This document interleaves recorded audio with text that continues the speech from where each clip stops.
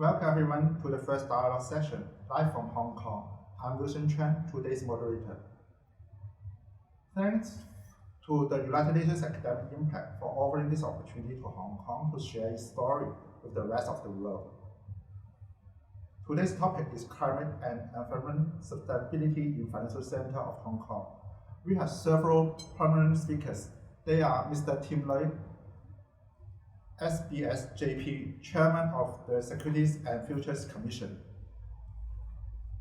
Professor Bernard Lim, BBS JP, Past President of Hong Kong Institute of Architects.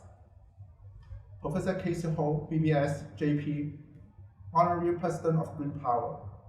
And C.S. Ho, Chairman of Hong Kong Quality Assurance Agency, which also runs the Green Finance Certificate Scheme.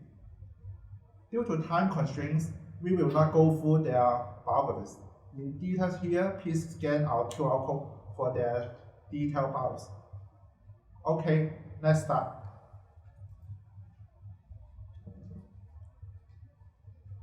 As moderator, I'm pleased to introduce briefly the milestones of sustainable finance in Hong Kong.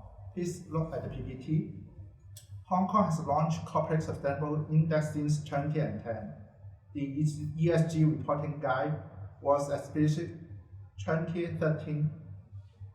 The standard setup can be recognized through issuing green certificates. This development is handled by our last speaker, Professor Ho. HK Hong Kong has also launched a new certificate scheme for individuals, namely CSDP, Certificate Sustainable Development Planner.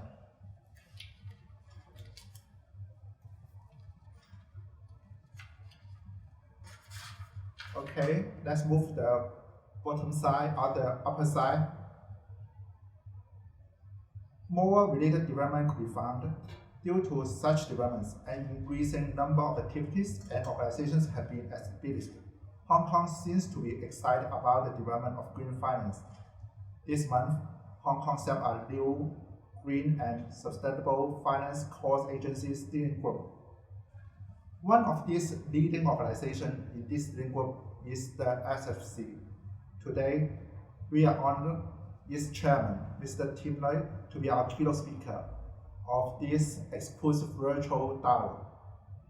Mr. Lui will discuss how Hong Kong, as a financial center, leverages its strengths to lead in managing climate changes and sustainability across Asia Pacific and globally, and more importantly, to complement the green policy objectives mainland China.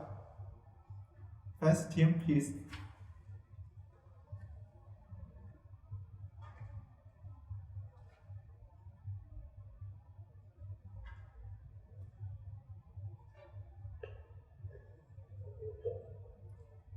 Yes?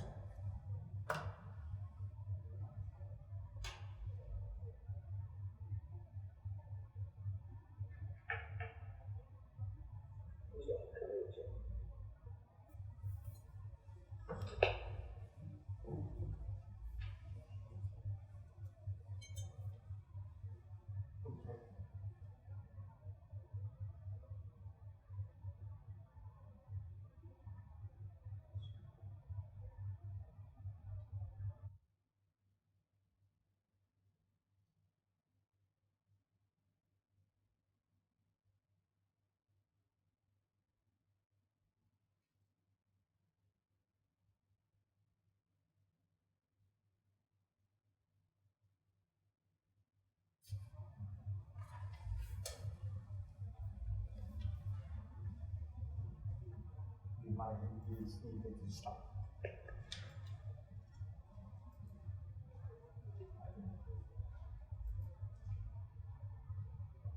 It's not really needed to stop. We can stop.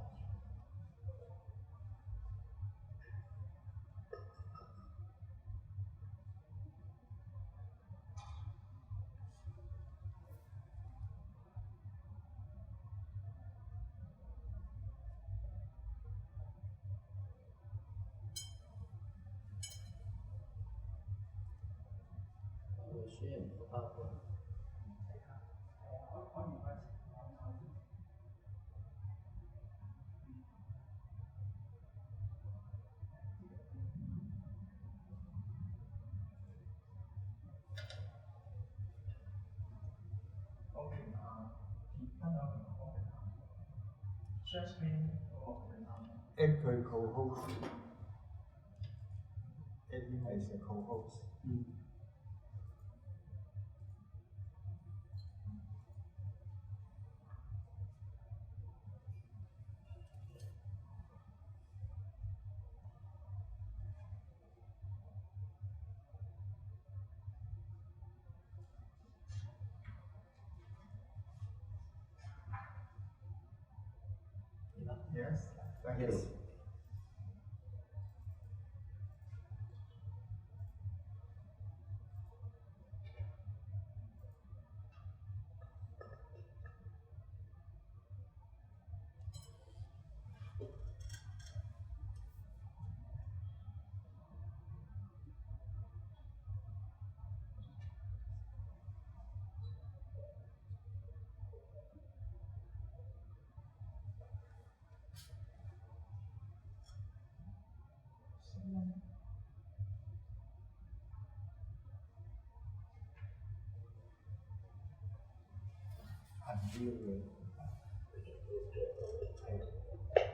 Unmute everybody.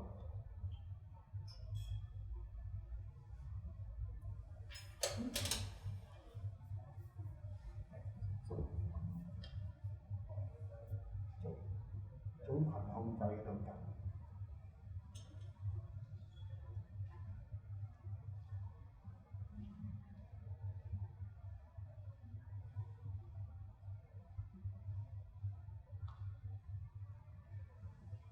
撳有幾個公仔㗎嘛？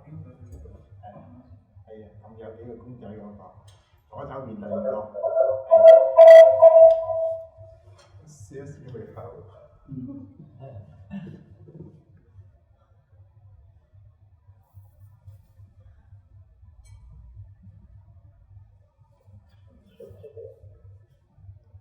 撳嗰個第二個公仔㗎，係。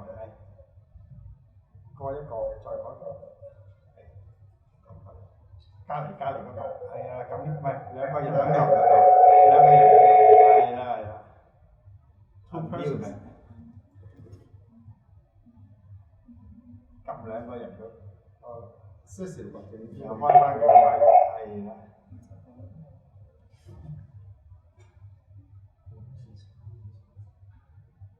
開翻佢個咪，係啊。Unmute 嘅。撳翻佢嘅咪。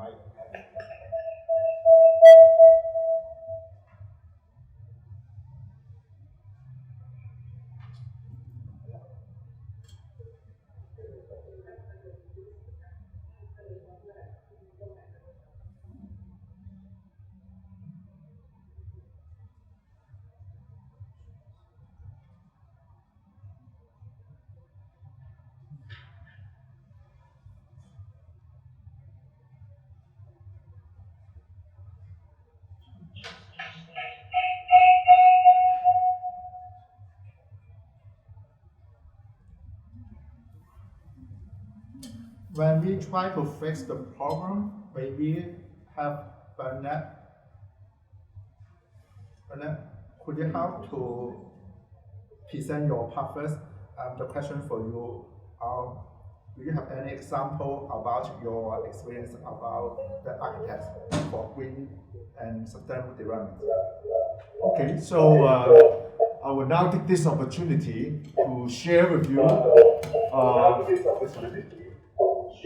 some of the experiences in Hong Kong and elsewhere about the use of various design and technology to create a built environment. Now, maybe let me share the screen with you first about the green architecture in Hong Kong and elsewhere in the world. Well, you can see here is one of the major commercial development in Hong Kong.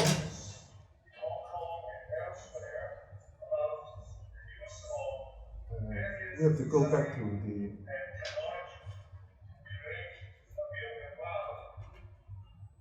Okay, so this is Taihu Place, which in fact you can see in addition to a lot of greenery and to the use of various sustainable type of systems that incorporate from the building external to the various interiors.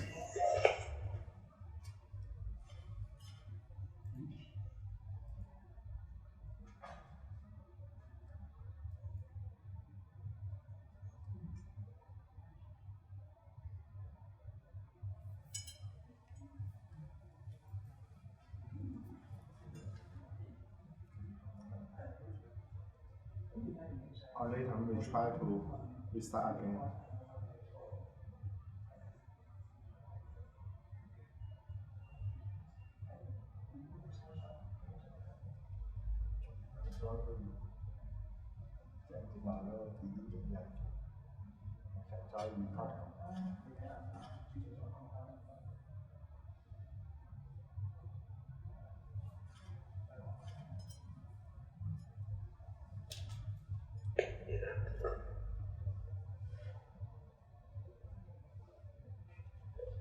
Okay. Thank you, Wilson, for that kind introduction. I would like to thank UNESCO Hong Kong Association and the Hong Kong Institute of Education for Sustainable Development for inviting me to this dialogue today. Well, despite the COVID-19 situation, I'd like to express my appreciation to all of you for being here to focus on another equally urgent issue, which is addressing the risk of climate change from a financial markets perspective. Post C-19 financial recovery, we need to adopt a green and sustainable pathway for it to be meaningful going forward. So today, I would like to share with you my views on how Hong Kong, as an international financial center, is playing its part to make a difference in the region and globally. Well, we all know that the IPCC special report states that global warming is likely to reach 1.5 degrees centigrade between 2030 and 2052 if it continues to increase at the current rate. This means that the time available for us to make changes to mobilize private finance towards sustainable investments is indeed very short. If left too late, the impact will be very limited. And because climate change is essentially borderless, it highlights the urgent need for cooperation and collective action across borders and sectors. As environmental degradation continues, it becomes increasingly clear that a coherent and coordinated response is needed to manage the impact of the climate crisis, including transition risks. What is needed is faster and wider cooperation, which is cross-disciplinary, for example, combining finance and climate expertise on a local, regional, and international level. Recognizing this urgency, the Securities and Futures Commission here initiated the establishment of the Green and Sustainable Finance Cross-Agency Steering Group, which is jointly led by ourselves and the Hong Kong Monetary Authority. Other members include the Environment Bureau, the Financial Services and the Treasury Bureau of the Hong Kong Government, Hong Kong Stock Exchange, the Insurance Authority, and the Mandatory Provident Fund Schemes Authority in Hong Kong. The aim of this particular steering group is to provide a clear strategic direction to bolster Hong Kong's position as a leading green and sustainable finance center in Asia and globally. The steering group met earlier this month and has set up 2 regulatory policy work streams to study and address cross-sectorial regulatory issues and to coordinate cross-agency market development efforts. The steering group will also facilitate regional cooperation, including the Guangdong, Hong Kong, Macau, Greater Bay Area, which I'll come back to later on. Now, we all understand that climate change is a financial risk. Climate change poses risks to the fiscal positions of governments, the viability of businesses, and the living standards of individuals. It will have profound impact on the pricing of financial assets in our capital markets, and this in turn will have serious knock-on effects for the real economy. A massive reallocation of capital is needed in the region to mitigate the impact of global warming. It is expected that an estimated 5 to 7 trillion US dollars, representing 7 to 10% of global GDP, will be needed to achieve the UN Sustainable Development Goals by 2030. However, capital flows from the public and private sectors are limited, amounting only to US dollar 1.4 trillion. And while Asian investors increasingly demand sustainable investment opportunities, Asia lags behind the rest of the world. Only 5% of assets under management in East Asia are invested in sustainable projects, compared to nearly 30% in the US and Canada. So there is room for very significant growth in sustainable investments within Asia. As Asia's leading financial hub, Hong Kong is developing a green financing ecosystem that can address this funding gap. Let me now first touch on what the SFC has been doing to contribute to the greening of the financial system through Hong Kong's capital markets. In December last year, we published a very important survey report on integrating ESG and climate risk in asset management. Over close to 800 active SFC licensed asset management firms responded to the survey, and the findings are quite interesting.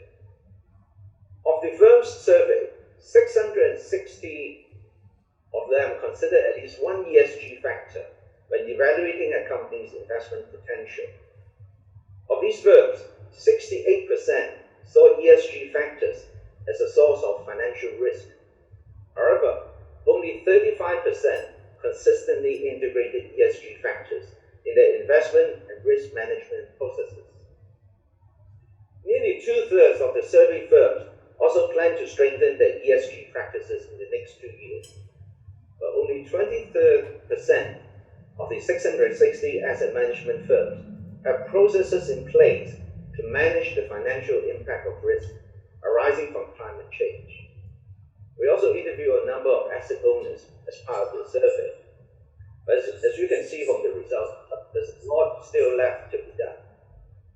So following this exercise, we recently established a technical expert group whose members comprise of industry participants, data providers, standard setters, to help us set expectations for the asset management industry in areas such as governance oversight, investment and risk management, and comparable and high-quality disclosure by fund managers.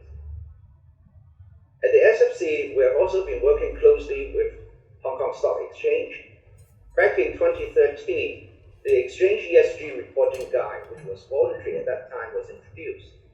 Since 2016, it has become a mandatory requirement for listed issuers to publish an ESG report based on a comply or explain approach. Last year, we worked closely with the Stock Exchange to enhance the ESG reporting and disclosure by listed companies. Major highlights of this new ESG reporting guidelines are: the Exchange will be the first one of the Stock Exchange to require mandatory disclosure of the issuer's ESG governance, that is, the board's oversight of ESG matters. And Hong Kong is leading the way in Asia by specifically setting out the board's responsibilities for ESG risk. And in light of the focus on the Financial Stability Board's task force on climate-related financial disclosures and climate-related disclosures, listed issuers are now required to disclose any material impact of climate change on them. The revised reporting guide will take effect from 1st of July this year. Now, we also practice what we preach, and as regulators, we are also green investors. Hong Kong regulators have clear requirements on responsible investment. For the SFC, the Investment Committee continues to inquire how and to what extent our external fund managers integrate ESG and climate considerations in their investment and risk analysis processes. For the Hong Kong Monetary Authority, as the manager of the Exchange Fund, they have also adopted the principle that priority can be given to green and ESG investments if the long-term return is comparable to other investments on a risk-adjusted basis. Now, I would now like to turn to the area of the role for Hong Kong, in particular as a bridge between mainland China and the rest of the world. As an international financial center, Hong Kong is ideally positioned to help and support China's green finance aspirations by leveraging on the Hong Kong's traditional role as a conduit of trade, capital, and talent both to and from mainland China. We can also act as a catalyst to harmonize green standards across mainland China and European Union, and meeting China's demand for green financing and matching it with a growing international supply of green capital. Now, I want to come back to the Greater Bay Area, which has a population of 17 million and GDP at the moment of over 1.7 trillion US dollars, and by 2030 it will grow multiple times as well. And there is increased collaboration between Hong Kong and mainland China in a lot of green finance initiatives. Take the example of the Hong Kong Green Finance Association.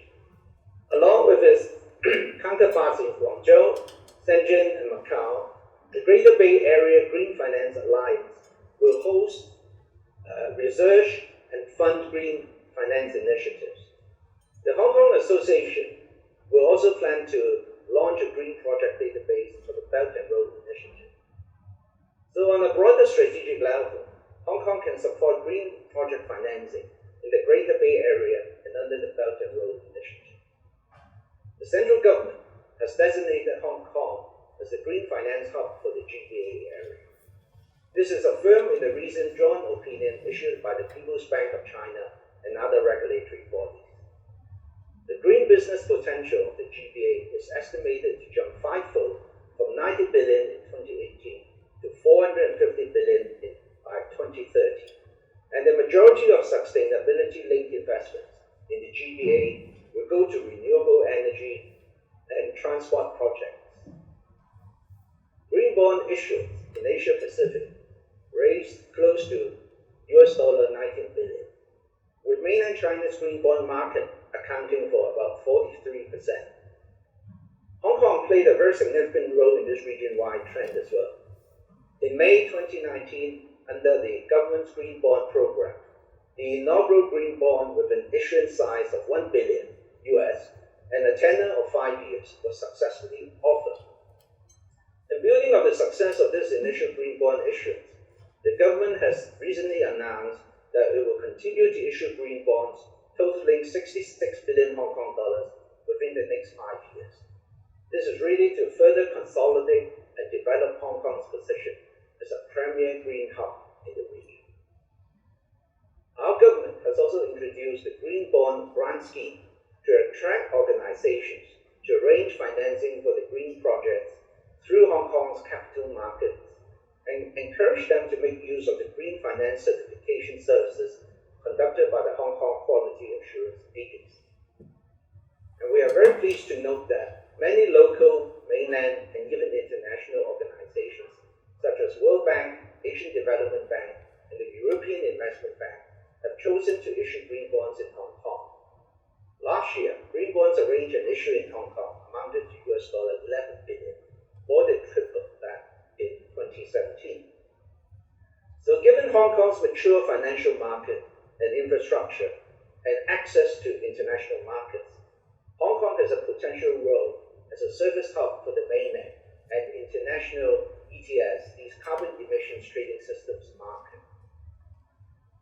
If I turn to the regional and international level, the lack of comparability of sustainability-related disclosures due to a proliferation of standards and frameworks, the lack of common definitions of sustainable activities, and greenwashing are some of the recurrent themes which pose challenges to investor protection.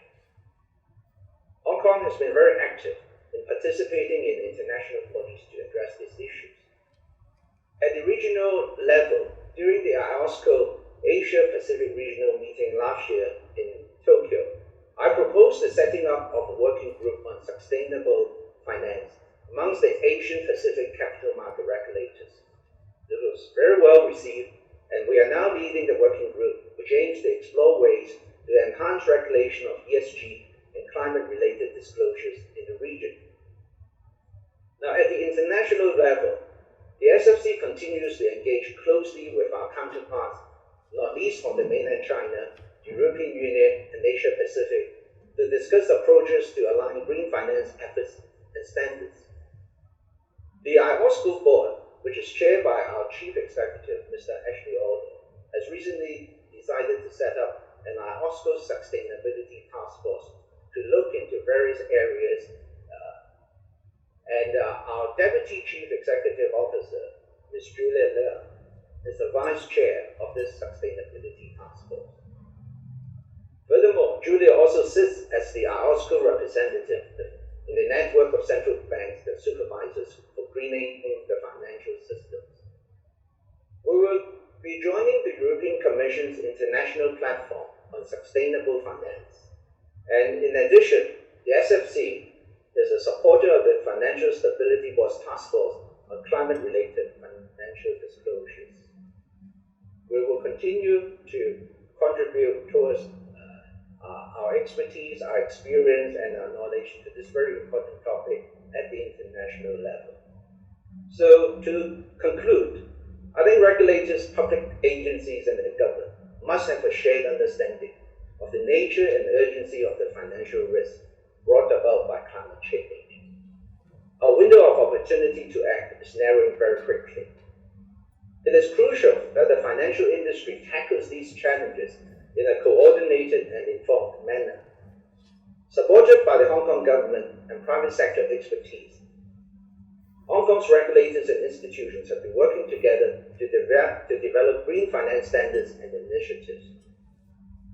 And we are also developing a rapidly growing range of green financial products and services for both retail and institutional investors.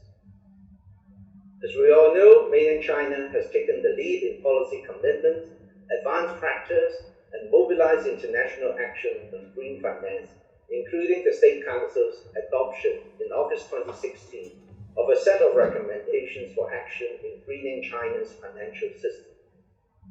Given our proximity to China, we can certainly play a big part by acting as a green hub for the mainland, including the Greater Bay Area. Now, Hong Kong's Financial Secretary, Mr. Paul Chan, said in one of his blogs, "Finance is for serving the real economy." I heartily agree, and we at the SFC are committed to enabling the necessary changes to help Hong Kong's financial sector manage climate-related issues while facilitating green and sustainable economic development. Thank you very much. Thanks, Tim, Chairman of SFC Hong Kong, for your in-depth presentation on the topic. In fact, it's very clear and big picture. How about our society? Bernard? We just know what we are doing in Hong Kong. In fact, we are doing not only in Hong Kong, but also for the region, for the whole world. How about your architects? What are we doing in Hong Kong or somewhere else together? The green architecture in Hong Kong has always been a topic that both the public sector and the private sector have paid a lot of attention.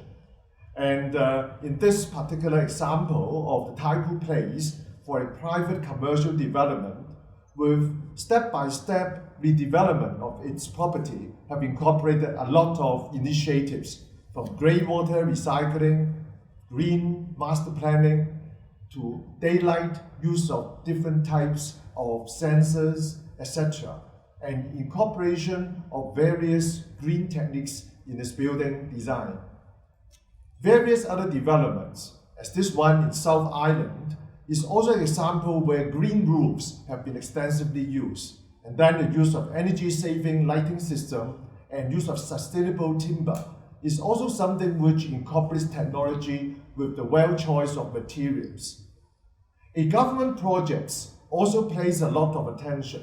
In this one, like the recently completed Hong Kong Children's Hospital, in fact done by the Hong Kong government architectural service department with private consultants also incorporate into its overall planning the use of various techniques from outside of the building, use of vertical shading, to various types of rainwater recycling, solar heating, and in this total integration of the various M&E and other systems to reduce the heat island effect. The use of old buildings in Hong Kong, this one dated back to over half a century ago for the first type of public housing, and then reused for other uses. For the Youth Hostel Association, their first city hostel in the world. And this is becoming, in fact, a popular place where, in fact, users can come and then enjoy very inexpensive accommodation, and then turning old housing into youth hostels, well facilitated.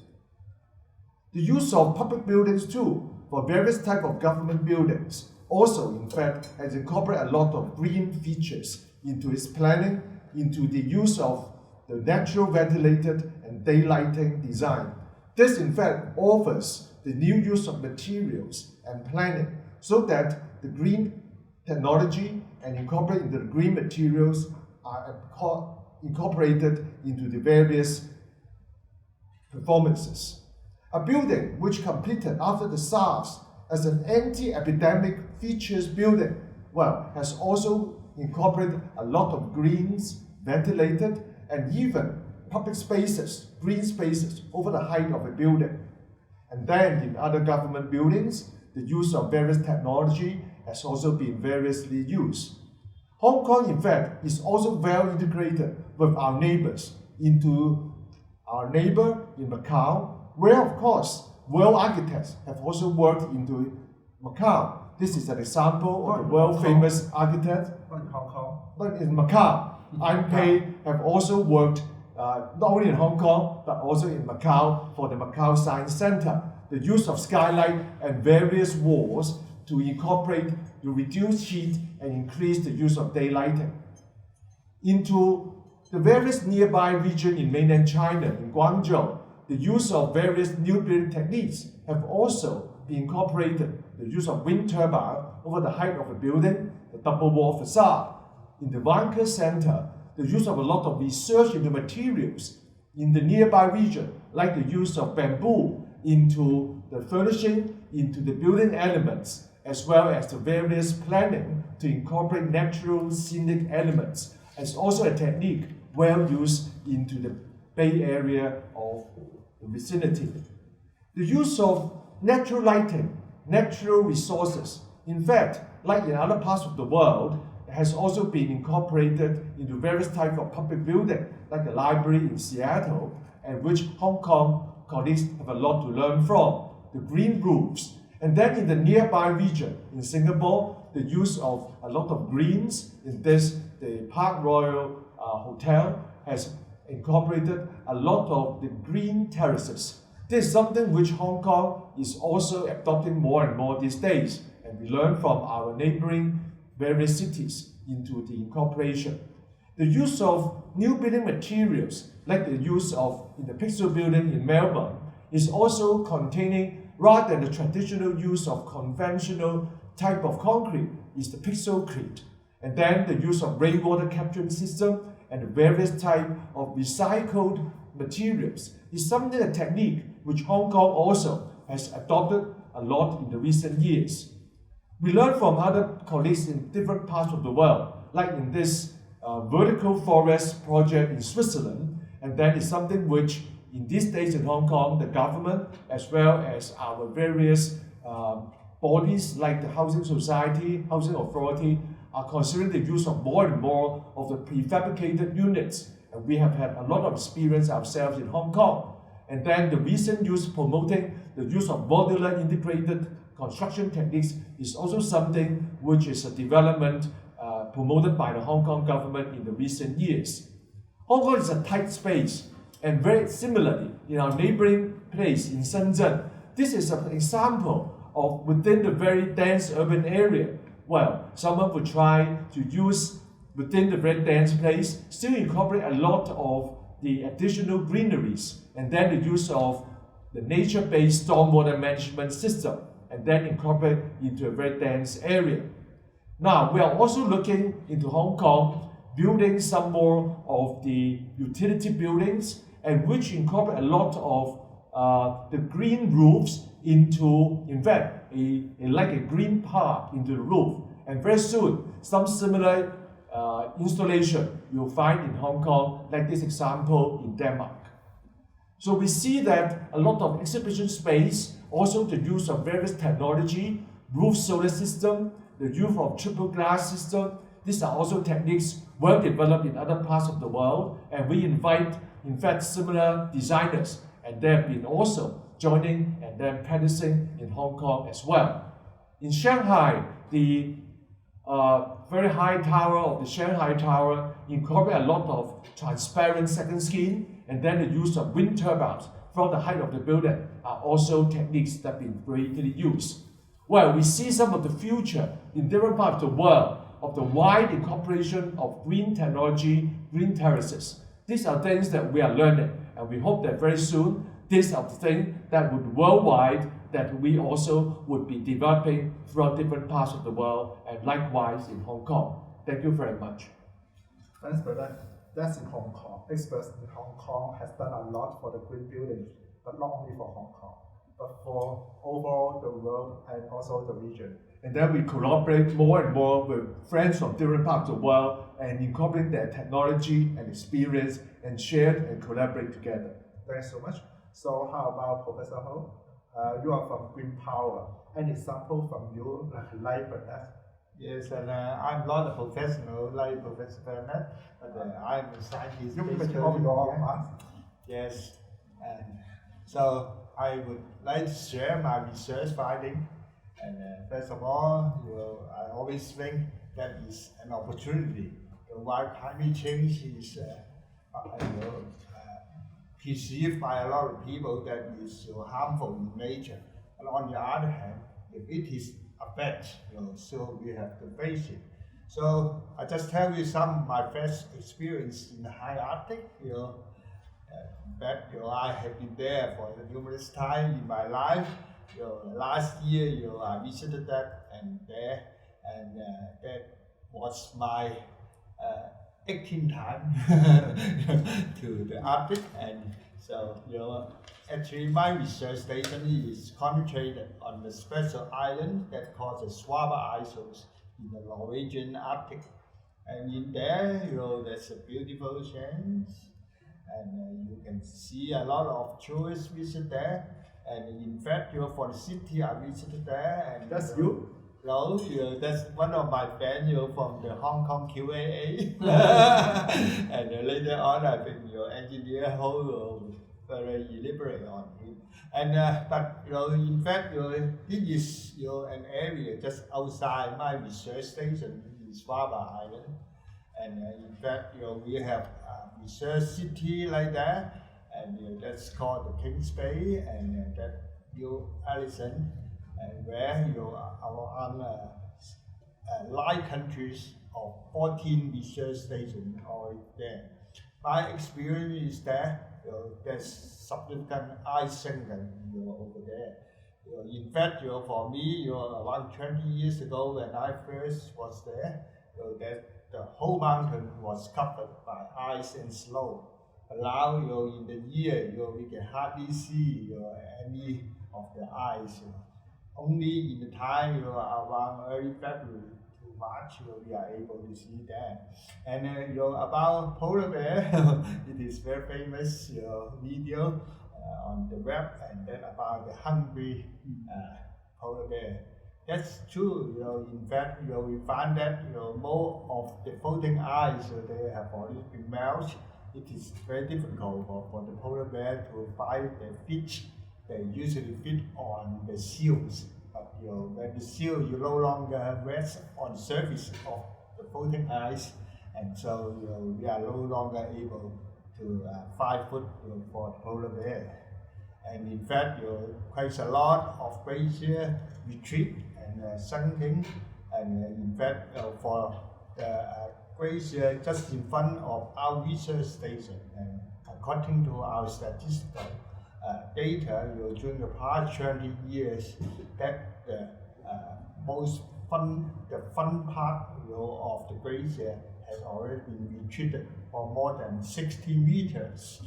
You see, this ice is so high in the height, and a redundancy of 60 meters, and you see how many of the icy water have already been going into the sea, and that's the present moment. And now, as I said, we no longer can see quite a lot of snow and ice in front of us, and the mountain in front of us has already been warm. But the point is that more and more people coming there, and we have that experience of rising sea level by more fresh water going into the sea, and according to our studies, that more and more tourists over there. In my city, around 20 years ago, there's only 300 people living there. Nowadays, the overall population have already increased to 2,000, and regrettably, every year it has to support tourists of 60,000 of a year. So it's the change. The polar bear, they're hungry, and for a lot of time you find a polar bear, they cannot find the fish on the floating ice, and they have to go inside the tank to find rubbish. And so that was the hungry polar bear story. And according to our study, that temperature increase and sea level increase all happened during the past years. So I don't want to say more. And that carbon dioxide is the major cause, and that increase the acidity of water. And so no wonder that's warmer and warmer in the year. And according to statistics and scientific data, in fact, more of the hill fire last year, and the warmer temperature in the ocean, and more typhoon. For me, more and more so-called red tide, harmful algal bloom happened there. That resulted with a lot of death, or even for the polar bear and the penguin, because of the toxic algal bloom. Toxic algal bloom was resulted by more soil erosion because of more tourism, and also resulted from the pelagic water that taking the toxic algae over there. And so nowadays you can find every kind of pollutant in the Arctic. Even this year I was sadly know that COVID-19 have also been happened there. And so that's the prediction of melting ice. But on the other hand, I always think that challenge is opportunity, right?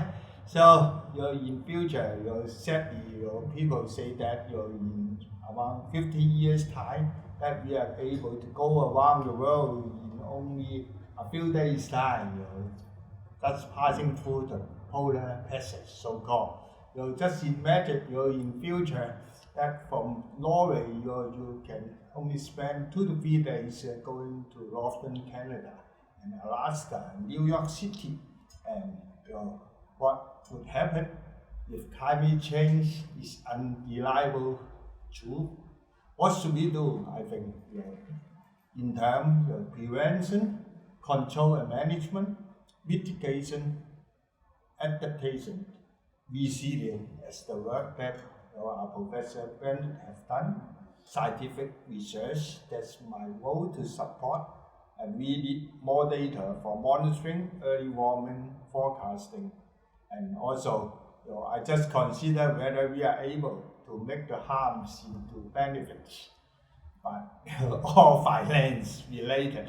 So what should we do? I think no money, no talk, and for that I think it's most important to have the green finance system to support.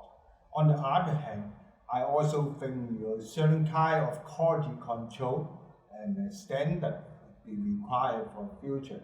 if further development in the polar region.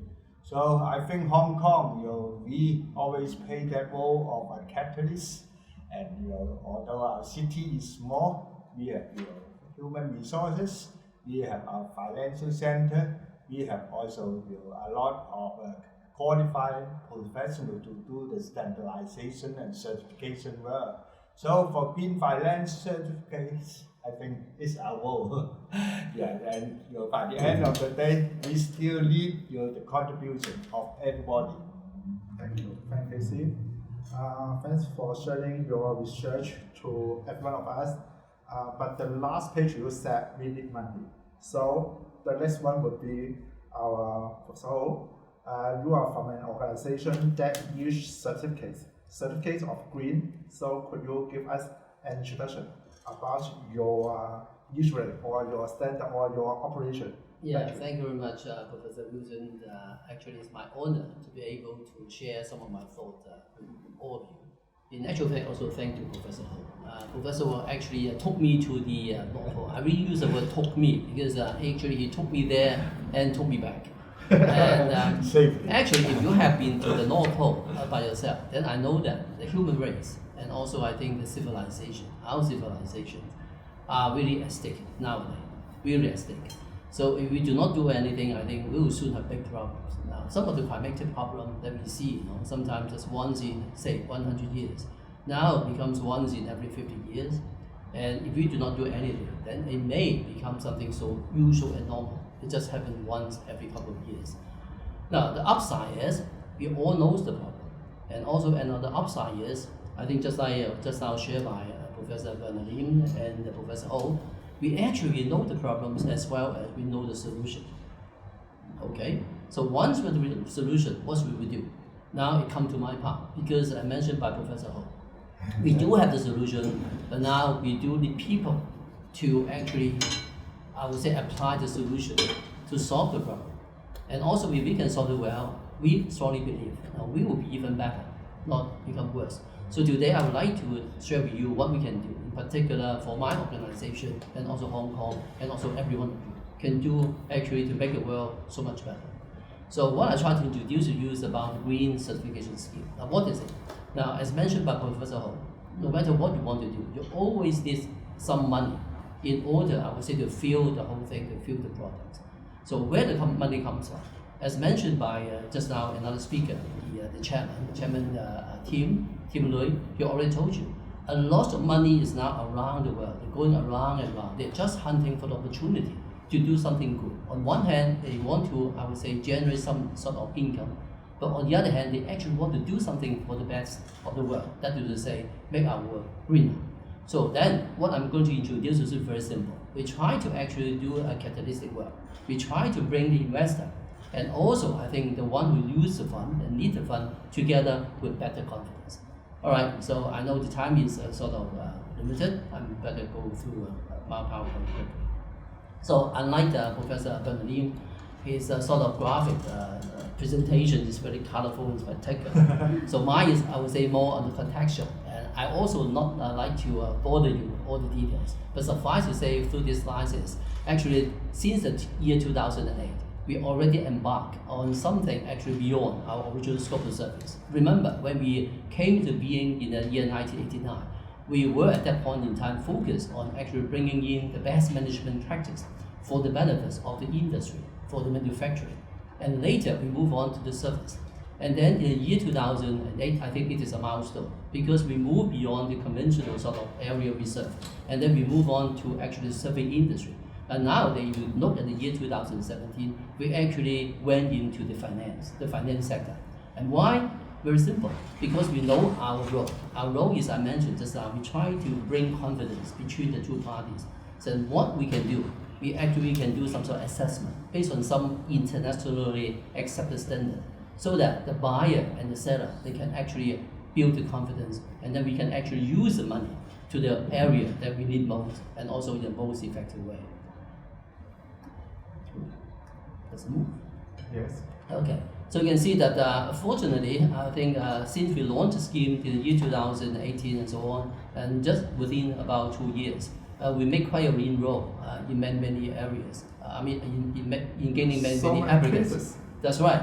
So up to now, we already attracted 61 applications, and this you can see that there, I would say, the household name, not just for Hong Kong, but international. You can see a lot of names is not Hong Kong. Some of the banks from France, from China, and all around the world. So you look at Hong Kong position, we always call ourselves an international city. So I dare to say, no city in the world is as open as Hong Kong. We welcome everybody, and also we are ready to serve everybody. Okay, let me go on into the, I would say, the material that you perhaps are more interested to you. First of all, we will try to assess whether the product, the green finance, is really green. As mentioned by Chairman Tim Lui just now, some of them are afraid of investing money in what they call the greenwashing.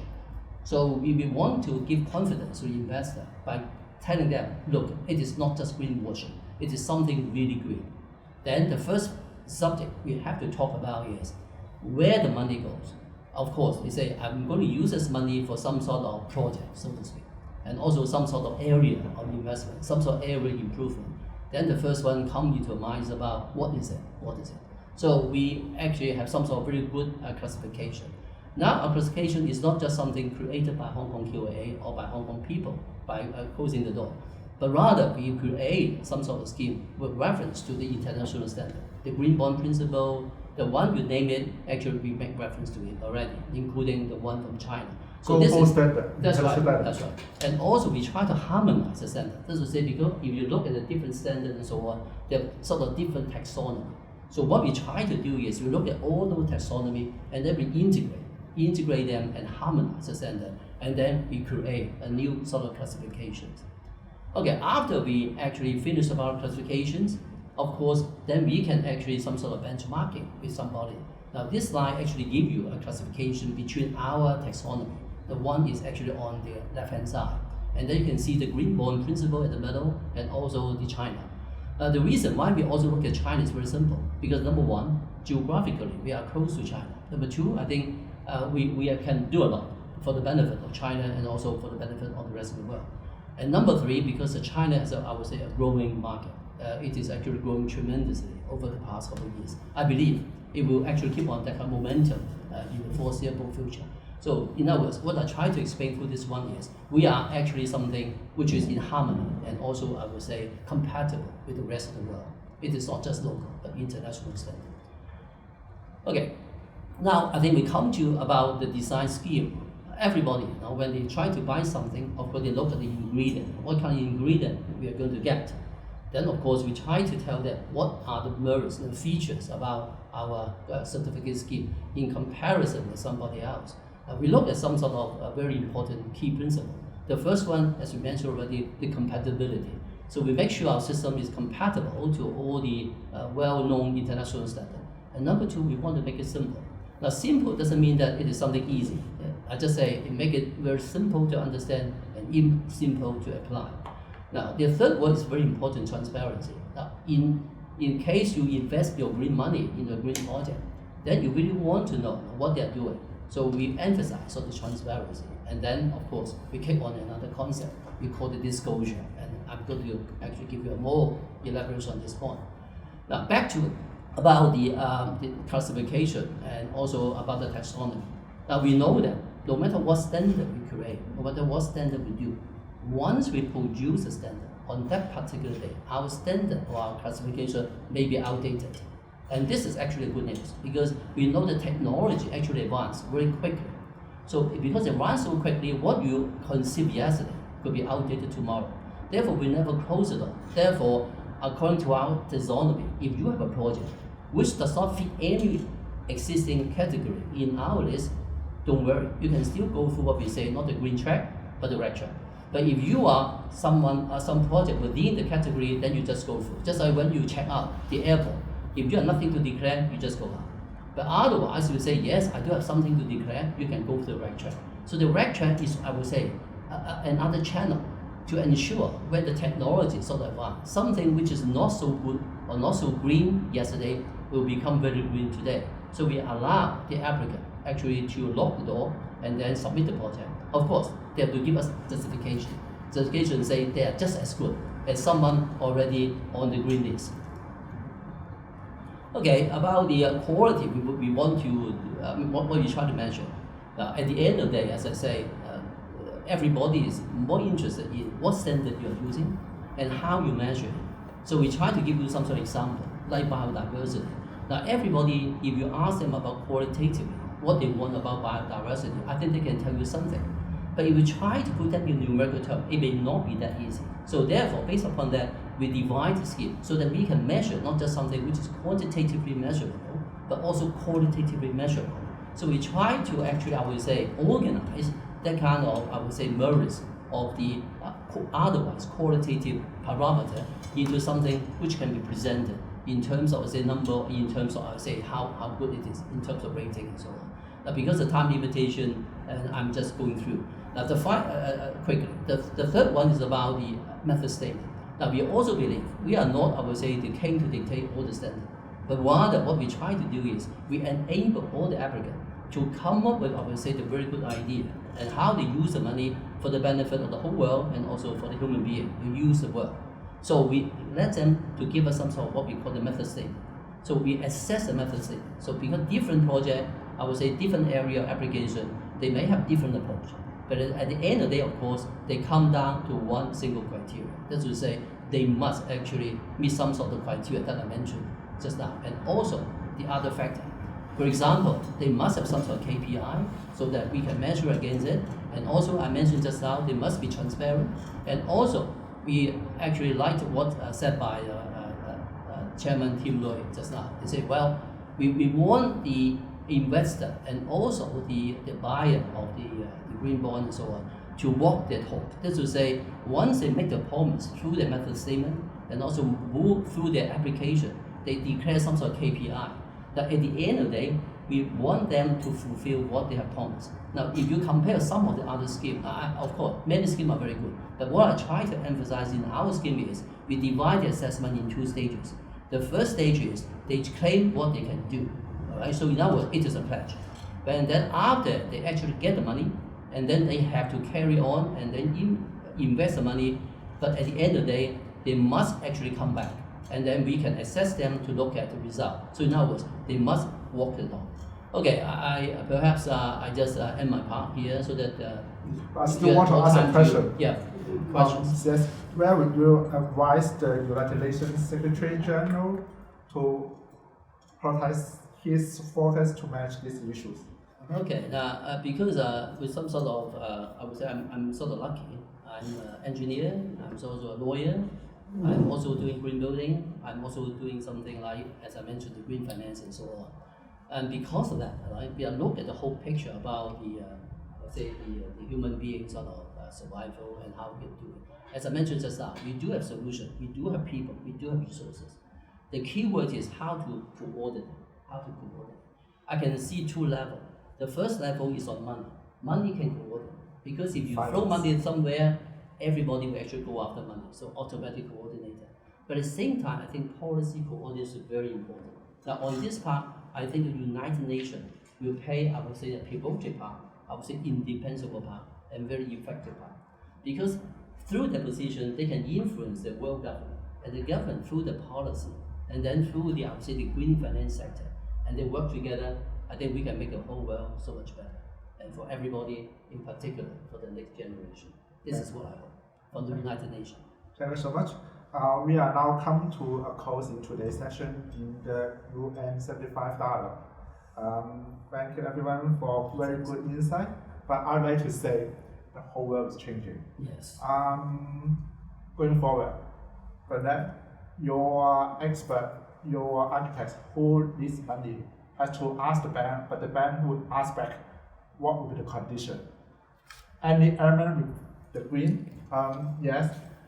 Let me try to sum up everyone's into a page. And in summary, climate and environment involve companies, individuals, and organizations, which are linked to the financial system. This to be true, transparent, standard, and trust. That means it is the case of Hong Kong. Last but not least, Hong Kong is and is willing to serve the region and other countries in the world for the purpose of climate and environment. Thank you for every of our speakers for your sharing, and thank you everyone coming to join this UN 75 dialogue. Have a good day. Bye. Our pleasure. Congratulations！ 原來係咯，好辛苦晒，唔辛苦，有機會，機會大家一齊可能得㗎。有機會 share 緊要係。唔緊要。係啊，啲同事辛苦之後做緊啲。係啊，做嗰啲算唔容易，我知道。不過呢度好多高人啊，知道。後係啊面已經準備出聲啦喎。好，拜拜。好，影相。 Thank you，thank you。影咗好。大家好啊，真係。呢個世界真係唔緊㗎，但係你還咗錢咧，唔係你還錢㗎啦。你還唔還到錢咧，係其中一個方嚟嘅。好，院長喺度啊，睇。阿教授你喺度，你係主持人，今次唔得啦，今次唔得啦。我唔呢個機會啊。梗係啦，梗係啦。咁我哋都係快啲打住埋，你聽下下晝4點鐘得唔得閒？打張牌， 4點半。即刻使唔使除口罩啊又？除埋啦。咁樣揸住得，代表我哋係 take serious。好啊。 OK，好，預備1、2、3，睇睇啊，好，兩張啊，預備，好，預備1、2、3。Keith 你嚟裝我哋啊！誒，Keith。好好。係啊，你哋個認識佢啦，你要認識呢個咧，長期喺度，院長未揾到，院長飛嚟飛去。係嘛？多謝多謝。好 ，OK。使唔使褪埋？二半部。都唔使。都唔使。係啦，好，預備1、2、3。OK。Thank you。好 ，thank you。聽日4點半。你聽日咩事？冇做訪問啊！訪問㗎嘛？電話都得，要車我我再夾一夾咯。嗱，兩個帶食豬嘅，喺邊個排先？邊個排後啊？好啊好啊好啊。聽日4點半。你